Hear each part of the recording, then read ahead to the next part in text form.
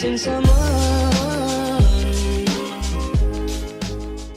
this is Bond Diesel bringing you another Intel Insights. This time we're going to be talking about the incident report for the cleaners. We'll go through, we'll listen to them, get a little history, get a little information about the cleaners, and then discuss in a little more detail afterwards. Enjoy. Uncle Joe, is that you? Yeah, sweetheart, it's me. How are you, kiddo? I'm good. Mommy and Daddy feeling okay? Yeah, but we've been sitting 100 days, Uncle Joe.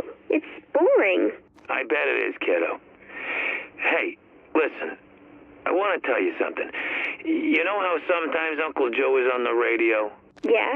Well, it might be that I'll be on the radio again soon. Or the people will talk about me there.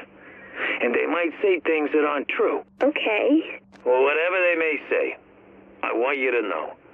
I want you to remember that I only ever wanted you to be safe.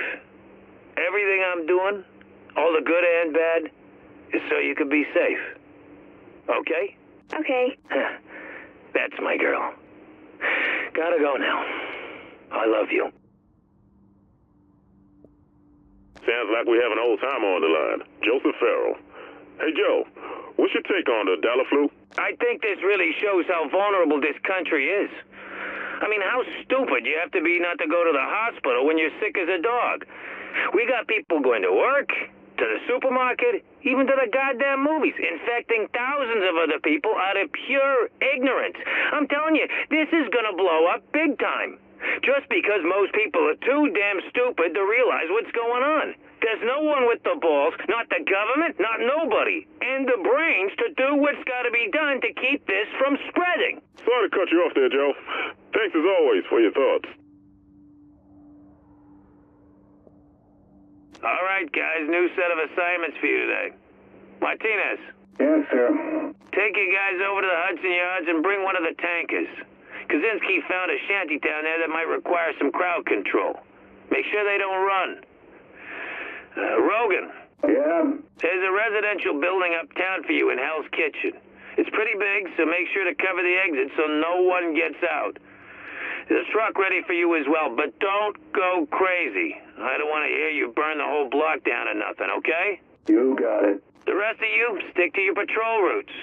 You never know what might be creeping back, even if you cleared it out yesterday. Now, let's go to work. Anton was a good man. I've known him since he joined the team 6 years ago. He was always a hard worker, a loving husband, and a proud father. His daughters looked up to him and saw what many of us did. A hero. Even when facing his personal losses, Anton knew he could stay strong and be part of something bigger. He knew he had a responsibility to step forward and do what he could. And for that, we thank him. And remember him as an example we should all follow. Amen. You gotta give it to Farrell. When he says he wants something done, he gets it done. What I like is that he's out here doing it with us. I had the shop boss once. He never left the frickin' office. Farrell, he's out on the streets. Yeah, and he gets his hands dirty. Never asks a guy to do what he won't do himself. Ain't that the truth? He got himself a little bit of a temper, though. You gotta watch that. He gets pissed real easy if you question the mission. Yeah, I guess you could say he's kind of a hothead. You get it? You see what I did there? Screw you. I thought it was funny. Disturbing news out of the Disease Control Department, which released a new report today on the so-called green poison. With me in the studio, I have Dr. Eliza Franklin of the DCD. Doctor, what exactly does this mean?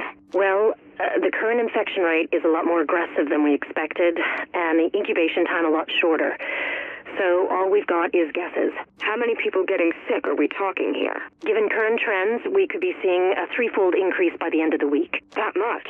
The good thing is that we have plenty of samples and a global team collaborating on a potential vaccine. But we're racing the clock. How's the power grid holding up? The grid's fine. I understand we got a severely reduced load these days. Water, on the other hand, is a whole different can of worms. And why is that? Because we got a broken water main uptown, which means we're mostly relying on water towers and whatever's already been funneled through. It's not going to last very long. And we need a full week and a ton of equipment we ain't got to do the repairs. We don't have a week. The supplies are already running short. Hospitals are already overloaded. And if we don't keep clean water flowing, we're going to see secondary outbreaks. The whole system's under way too much stress. You think I don't know that? But half my crew is down. I don't got gear or gas to run it. You get me help or I can't do this. Yeah. I'll see what I can do. I'm telling you, what I'm seeing here are the bravest men and women I've ever seen in my life. And we've all lost someone. But you're still willing to stand up and hear me out. And I've got one simple thing to tell you. One truth that the government refuses to recognize. The sick are already dead. The moment they get infected, they got a death sentence. The only thing they can do from there is spread the disease further. That's why we're standing here today. Without our families, without our children. Because we understand what it's going to cost to save this city and this country. And we're willing to pay that price. Nobody else will. And people will die because of that. But you all, the ones making the hard choices right now, you ask me, you're all goddamn heroes. This is not rocket science. You don't need a degree from some fancy college to understand exactly what's going on here. This virus is going to continue to spread as long as there are infected people walking around. Now, you can put up all the fences and checkpoints you want, but that's not going to stop a virus. You want to kill it? You have to burn it. Destroy it completely and before it can spread. Now, we have the equipment we need to take care of this, and the guts to do what nobody else has a sack to. It's not going to be easy, and they're not going to understand we're doing this for the greater good. But when it's over, and we've stopped this thing right here, they'll thank us. Oh, man. My lungs are killing me. Are these filters even working? Just grab what you need and move it. We don't have time for this. Oh, shit. They really cleaned this place out. There's hardly anything left. Yeah, I know. It's like we're in the middle of a disaster or something. At least they left some cough drops. Lozenge. What's a lozenge? Do you eat that? Oh, would you just grab whatever so we can get out of here? Oh, and if you see any of those little snack cakes, grab them too. So the cleaners to me have always been, I think, the most interesting faction of all of them. One, because they're the most fun to kill. They have the most satisfying weak points to hit and take them out. But they also have an interesting situation where Joe Farrow and seemingly everyone who follows him and is in this group thinks they're the good guys. I've talked about this also in a recent stream that, you know, every conflict, both sides think they're right. They think they're the good guys. I can't think of a situation in history where one side of a conflict has been like, oh yeah, we're the bad guys here. We're totally the bad guys. We're actually wrong, but we're still going to fight for our cause.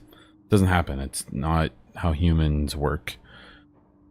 And the cleaners are a great example about, you know, they think, you know, they're doing the dirty work that no one else is willing to do, the non-politically correct way to handle this situation. And they may be right to some people. I'm mixed on it. When you see or hear some of the heartless things that they've done and some of the other intel, or that you've even seen, you know, at the subway morgue, you see all those bodies being dumped into the big incinerator that they've made. You know, those people probably didn't die on their own. Some of them may have, but not all of them. And then you hear even in these reports of them going to apartment complexes, Hudson Yards, and finding groups of people and just murdering them because they just assume they're infected. I believe there's one of the intels, there's one of their own, I think, with asthma, starts to huff and puff and is having an asthma attack, and they don't want to be wrong and mistake it for the virus, so they just burn him, they kill him. So, you know, the cleaners are interesting. Joe Farrow, I believe some of the other intel says that his wife was one of the first people to die from the green poison. There's this little phone call between him and his niece, I believe, or his daughter, but I believe it's his niece.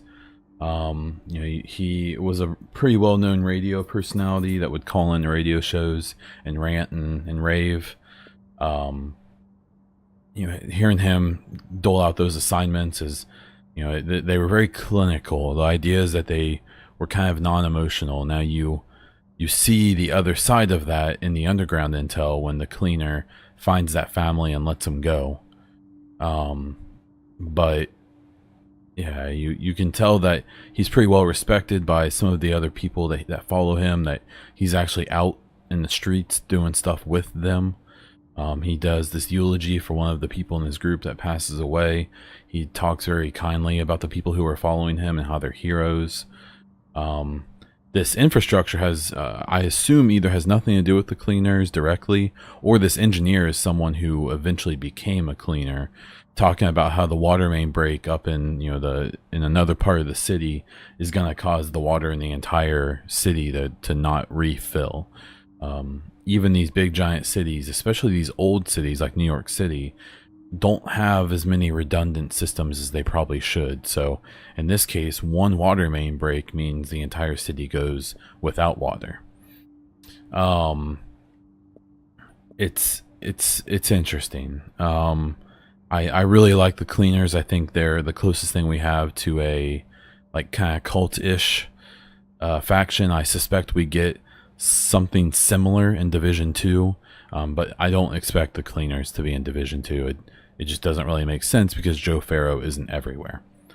Awesome faction, cool reports here. I hope you enjoyed it. That's all I have for now. Until the next time, this is Bond Diesel.